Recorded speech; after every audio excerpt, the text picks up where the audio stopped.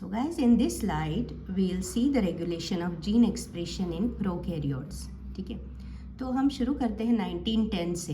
तो 1910 में देखिए फ्रेंच माइक्रोबायोलॉजिस्ट थे, फ्रेंच कैनेडियन माइक्रोबायोलॉजिस्ट थे, फेलिक्स डी हैरल।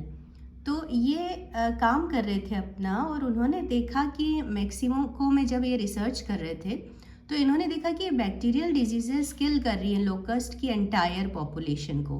तो उन्होंने जब माइक्रोस्कोप में ऑब्जर्व किए बैक्टीरियल कल्चर करके, तो इन्होंने सर्कुलर क्लियर स्पॉट्स ऑब्जर्व किए।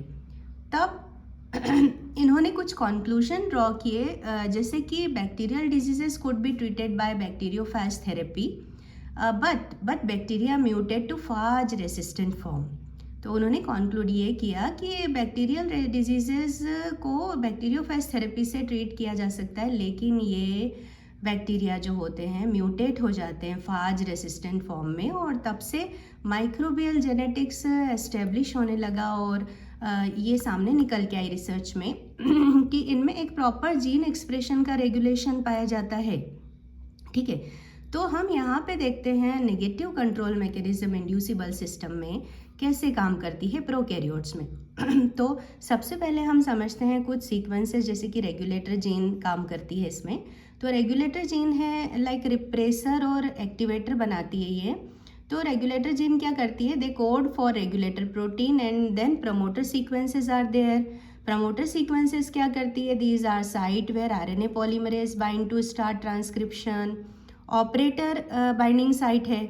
ऑपरेटर बाइंडिंग साइट का काम क्या होता है, यहाँ पे रेगुलेटरी प्रोटीन जो होती है वो बाइंड करती है to control access RNA polymerase enzyme.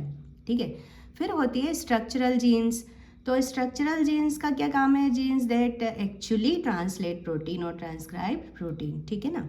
तो अब क्या होता है, रेगुलेटर जीन ने यहाँ पे रिप्रेसर प्रोटीन को प्रोड्यूस किया। तो ये रिप्रेसर बाइंड हो गए रेगुलेटर प्रोटीन बाइंडिंग साइट पे।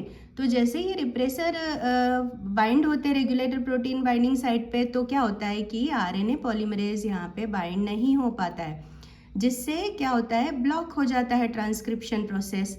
अब क्या होता है कि कोई इंड्यूसर अवेलेबल है मान लीजिए तो इंड्यूसर जैसे कि लैक्टोज। तो लैक्टोज के आने से क्या होता है कि रिप्रेसर के अंदर ये फिट हो जाते हैं, ये इस तरह से। तो रिप्रेसर में फिट हो गए ना, तो रिप्रेसर का पाथ जो है वो ब्लॉक हो गया, और repressor molecule regulator protein binding site पे जुड़ नहीं पा रहे हैं।